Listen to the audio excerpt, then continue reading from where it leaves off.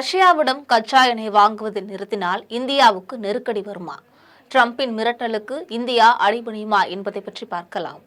ரஷ்யாவிடமிருந்து கச்சா எண்ணெய் வாங்குவதை நிறுத்த வேண்டும் என இந்தியா சீனாவுக்கு டொனால்ட் ட்ரம்ப் மிரட்டல் விடுத்திருந்தார். இரண்டு நாடுகளும் ட்ரம்ப் மிரட்டலுக்கு செவிசாய்க்கவில்லை. இதனால இந்திய பொருட்களுக்கு எதிராக 25% கூடுதல் வரி விதிப்பையுமே அமல்படுத்தினார். அதே வேளையில சீன பொருட்களுக்கு கூடுதல் வரி விதிக்காமலும் இருந்தார். ஐரோப்பிய ஒன்றிய நாடுகளும் இந்திய பொருட்களுக்கு வரி விதிக்க வேண்டும் என வலியுறுத்தின. இந்த நிலையில நேட்டோ நாடுகள் ரஷ்யாவிடமிருந்து எண்ணெய் வாங்குவதை நிறுத்த வேண்டும் என நேட்டோ நாடுகளுக்கு அழைப்பு விடுத்திருந்தார். நேட்டோ நாடுகள் எண்ணெய் வாங்குவதை நிறுத்தினாங்க அப்படின்னா உக்ரைன் ரஷ்யா போர் முடிவுக்கு வரும் என நம்புவதாகவே தெரிவிச்சிருந்தார். மேலும் நேட்டோ நாடுகள் சீனாவுக்கு 50% முதல் 100% வரை வரி விதிக்கப்படும் என மிரட்டல் விடுத்திருந்தது.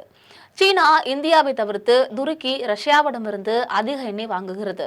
துருக்கியை தவிர்த்து நேட்டோ அமைப்பில் இருக்கக்கூடிய 32 நாடுகள்ல ஹங்கேரி, ஸ்லோவாகியா நாடுகளும் ரஷ்யாவிடமிருந்து எண்ணெய் வாங்குகின்றன.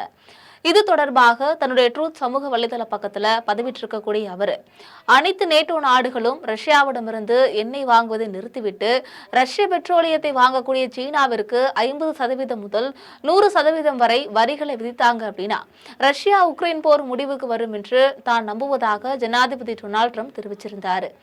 மேலும் அவர் போரில் வெற்றி பெறுவதற்கான நேட்டோவின் அர்ப்பணிப்பு 100%க்கும் மிக குறைவாக இருக்கு. கூட்டணியின் சில உறுப்பினர்கள் ரஷ்ய எண்ணெயை வாங்குவது அதிர்ச்சியூட்டுகிறது. இது ரஷ்யா மீதான உங்கள் பேச்சுவார்த்தை நிலைப்பாட்டையும் பேரம் பேசும் சக்தியையும் பெரிதும் பலவீனப்படுத்துகிறது அப்படின்னு தெரிவிச்சிருந்தார். சீனா மற்றும் இந்தியாவிற்கு பிறகு ரஷ்ய எண்ணெயை வாங்கக்கூடிய 3வது பெரிய நாடாக நேட்டோ உறுப்பினர் துருக்கி இருந்து வருகிறது.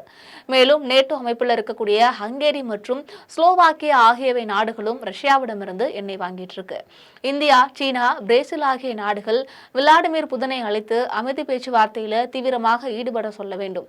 இல்லாவிட்டால் இந்த 3 நாடுகளும் கடும் விளைவுகளை சந்திக்க நேரிடும் என்று ரூட் ஜூலை 16ஆம் தேதி எச்சரித்தது.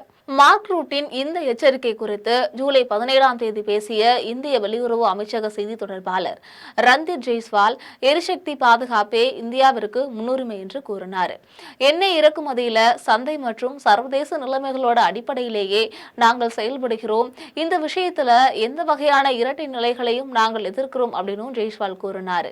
மார்க் ரூட்டின் எச்சரிக்கை வெளியான அடுத்த நாளே இந்த விவகாரம் தொடர்பாக பேசியிருக்கக்கூடிய இந்திய பெட்ரோலிய அமைச்சர் ஹர்தீப் சிங் பூரி, எங்களுக்கு எந்த விதமான அழுத்தமும் இல்லை. ரஷ்யாவிலிருந்து எண்ணெய் இறக்குமதி பாதிக்கப்பட்டால் இந்தியாவுக்கு எந்தவித பிரச்சனையும் இல்லை. ஏனெனில் நாங்கள் எண்ணெய்க்காக எந்த ஒரு நாட்டையும் சார்ந்து இல்லை அப்படின்னு கூறினார். இந்தியாவும் சீனாவும் தான் ரஷ்யாவிலிருந்து கச்சா எண்ணெயை அதிகமாக இறக்குமதி செய்யும் நாடுகளாக உள்ளன. பெட்ரோலிய அமைச்சகத்தின் கூற்றுப்படி இந்தியா தன்னுடைய எண்ணெய் தேவைகளில் சுமார் 88% இறக்குமதி செய்கிறது. மறுபுறம் இந்தியா ரஷ்யாவின் மொத்த எண்ணெய் ஏற்றுமதியின் 38% வாங்குகிறது. கடந்த 2022 பிப்ரவரியில யுக்ரைன் மீதான ரஷ்யாவோட தாக்குதலுக்கு முன்பு ரஷ்யாவிலிருந்து இந்தியாவின் எண்ணெய் இறக்குமதி 2%க்கும் குறைவாகவே இருந்தது என்று சிந்தனை குழுவான சாத்தம் ஹவுஸ் தெரிவித்தார். ரஷ்யா தன்னுடைய எண்ணெய் இறக்குமதிக்கு தள்ளுபடிகளை வழங்கியதால் இந்தியாவின் சுத்திகரிப்பு நிறுவனங்கள் அந்த வாய்ப்பை பயன்படுத்திக் கொண்டன. அமெரிக்காவில் இதற்கு முந்தைய ஜோ பைடனின் ஆட்சியின் போது கூட ரஷ்யாவிலிருந்து எண்ணெய் இறக்குமதி செய்வதை நிறுத்த வேண்டும் என இந்தியாவுக்கு அழுத்தம் கொடுக்கப்பட்டது. அதற்கும் இந்திய அரசாங்கம் மிகவும் ஆக்ரோஷமாக பதிலளித்தது. இருப்பினும் அமெரிக்க அதிபராக இருக்கக்கூடிய ட்ரம்ப் 2வது முறை பதவியேற்ற பிறகு அவர் இந்தியாவிடம் மிகவும் ஆக்ரோஷமாக நடந்து கொள்வதாக தெரிகிறது.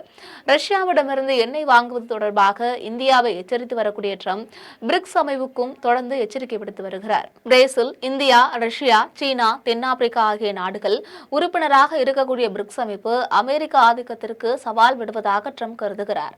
பிரிக்ஸ் நாடுகள் மீது தனித்தனி வரிகளை விதிக்கப் போவதாக ட்ரம்ப் மிரட்டல் விடுத்து வரக்கூடிய நிலையில ரஷ்யாவிலிருந்து எண்ணெய் வாங்கக்கூடிய நாடுகள் மீது 500% வரியை விதிக்கக்கூடிய மசோதாவை அமெரிக்க செனட்டர்கள் உருவாக்கி வருகின்றனர். ட்ரம்ப் விடுக்கக்கூடிய இந்த மிரட்டலுக்கு இந்தியா அடிபணிந்தால் ரஷ்யாவுடனான உறவு பாதிக்கப்படுமா அப்படின்ற ஒரு கேள்வியை நீங்க முன்வைக்கலாம். அதற்கு பதில் முனைவர் ராஜன்குமாரின் கூற்றுப்படி அமெரிக்க அதிபர் ட்ரம்பின் அச்சுறுத்தல் உண்மையிலுமே செயல்படுத்தப்பட்டால் இந்தியாவுக்கு சிரமங்கள் அதிகரிக்கும். ஆனால் இந்தியாவின் நிர்பந்தத்தை ரஷ்யா புரிந்து கொள்ளும் என்றேதான் கருதுவதாக அவர் கூறுகிறார். அதே வேளையில இந்த சிக்கல் இந்தியாவுக்கு மட்டுமல்ல சீனாவுக்கும் இருக்கிறது அப்படின்னு சொல்றாரு. சீனா அமெரிக்க அச்சுறுத்தல்களுக்கு அடிபணியாது ட்ரம்பின் அச்சுறுத்தல்கள் ஒவ்வொன்றுக்கும் சீனா பதிலளித்துள்ளது. அத்துடன் அந்நாட்டுடன் வர்த்தக ஒப்பந்தம் ஒன்றை மேற்கொள்ள வேண்டிய கட்டாயமும் ட்ரம்பிற்கு ஏற்பட்டது. அதாவது ட்ரம்ப் தன்னுடைய நண்பர்களுடன் மிகவும் கண்டிப்பாக நடந்து கொள்கிறார். மறுபுறம் அவரது பாணியிலேயே அவருக்கு பதிலளிப்பவர்களுடன் ஒப்பந்தங்களை செய்கிறார். சீனா அமெரிக்காவுக்கு ஏற்றுமதி செய்து வந்த அரிய மண்தாதுக்கள் மற்றும் செமிகண்டக்டர்களின் விநியோகத்தை நிறுத்தியிருந்தது. ஆனால் இந்தியா சீனாவை போன்றல்ல என்கிறார் முனைவர் ராஜன். ரஷ்யா சீனாவை சார்ந்திருப்பது அதிகரித்து வருகிறது என்ற அச்சம் ஏற்கனவே இருக்கக்கூடிய சூழ்நிலையில அமெரிக்காவின் அழுத்தத்திற்கு இந்தியா அடிபணிந்தால் அது சீனாவுக்கு சாதகமாக இருக்குமா? இந்த கேள்விக்கு பதிலளிக்கக்கூடிய முனைவர் ராஜன், ரஷ்யா சீனாவை சார்ந்திருப்பது மேலும் அதிகரிக்கும் என்பது வெளிப்படையானது. அது இந்தியாவுக்கு எந்த வகையிலும் நல்லதல்ல. ரஷ்யாவின் மொத்த எண்ணெய் ஏற்றுமதியில 47% சீனாவுக்கானது என்ற நிலையில ரஷ்யாவுக்கும் இப்போது சீனாவை தவிர வேறு வழியில்லை. இப்படிப்பட்ட நிலை உள்ள போதிலும் சீனா மேற்கத்திய நாடுகளுக்கு எதிராக செயல்படுவது என்பது முற்றிலும் சாத்தியமில்லை. ஏனெனில் மேற்கத்திய நாடுகளுடனான சீனாவோட வர்த்தகம் மிக மிக பெரியது. ரஷ்யாவுடன் மிகவும் நெருக்கமான நாடாக இருக்கக்கூடிய சீனா அது ரஷ்யாவுக்கு பாதுகாப்பு உபகரணங்களை விநியோகம் செய்வதில்லை என்றும் விளக்கியிருக்காரு.